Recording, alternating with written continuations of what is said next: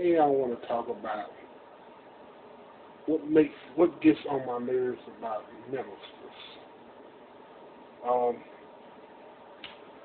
the first thing that bothers me, that get on my nerves, is when preachers get up there and they're very educated. They love to use long words that nobody can understand but them and speak over your head. And they can take one simple scripture that's self-explain, that is self-explaining, and put all this other stuff in it, and the next thing you know, you scratching your head and got to get dictionaries to figure out what they're talking about. Another thing that gets on my nerves is when preachers want to hoop a lot, all the and stuff like that. They ain't saying nothing, just doing a lot of hollering, and then when they they don't have nothing else to say, they start doing this old gimmick that they do. Turn to your neighbor and say, the Lord is going to work it out. Clap, high five your neighbor, and all this stuff. We know you ain't got nothing to say. Sit down. And another thing, I'm on YouTube, I'm looking, and this preacher just got a lot of hatred. I think his name is David, preacher David, man, or whatever his name is.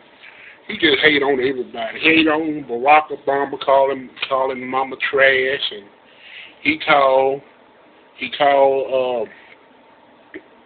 Creflo Dollar pimp, and he just got a lot of hatred.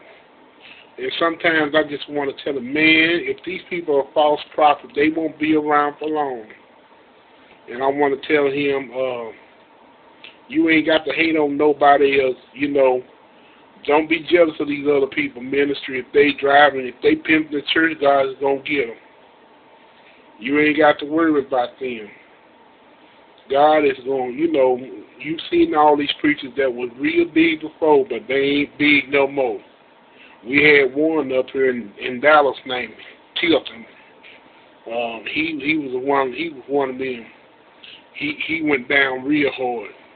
Jimmy Squaggart, Jim Baker, all of them went down real hard. So if they messing up with God's people, you better believe God will take care of them. We ain't got to do nothing. So you shouldn't worry about that. And you make yourself look bad when you point the finger, because somebody's going to be trying to find out what you doing. So if I was you, I would just mind my own business and let God handle it, pray for them. And, it's just a lot of ugly things. People don't have love no more. The Jesus messages was all about love. We ministers not showing love no more. They showing judgment, and they ain't trying to get nobody to the altar. So it's all about love. If we doing our ministries in love, we just wasting our time. It's not about the quit lying on God. Some woman came to our church talking about if you give $100, you'll never be broke again. That ain't Bible. You're gonna have some broke days, but the thing is, are you going to still serve God if you still broke? If we don't have no, we can't. To me, if I don't have no hard times, I can't grow. You ain't going through nothing, you can't grow. God is not going to let us be spoiled. He's not your sugar daddy neither. He's your father. And they ain't teaching. That's what bothers me. They ain't teaching the whole Bible. They ain't teaching what they should. I see one woman is telling women to talk to their husband like they a bulldog.